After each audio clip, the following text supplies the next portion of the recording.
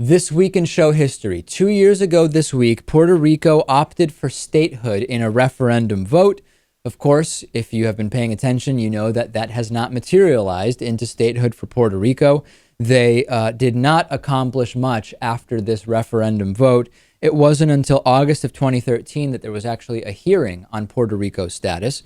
And in January of this year, the House put $2.5 million in funding towards a referendum, but there is currently no deadline for that referendum.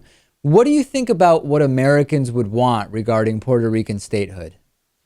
I think if this were on a ballot, I think that we would have Puerto Rican statehood. Oh, really? I do. I think we would, especially as time goes on. I mean, if we're talking 10 years from now, I would say certainly. And right now, I would say probably. But as time goes on, I think we'd have more people opting for that. I don't think right now we would really have a shot of it, because you have just the xenophobes. Oh, there are brown people in Puerto Rico. That's the last thing we need more of. We don't need an all brown state. That's really, really bad.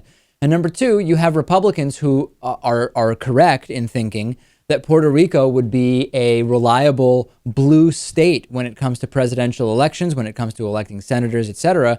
And Republicans would do everything in their power for political reasons, putting aside any notions of racism and xenophobia that might exist, to stop this from happening. So I don't think it would. Yeah, certainly now I mean, with I don't know.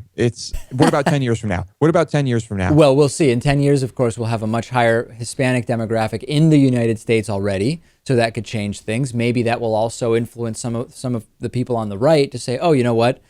And things don't get completely out of control crazy when you have more Hispanic people. So maybe they would also be more willing. I don't know. How great would it be to have Puerto Rico as a state that you can just now travel to more easily, would be more accessible? I don't know that it would be, though, honestly, because you can already go there. I mean, it's part of the U.S. You don't need it's very easy to go as it is.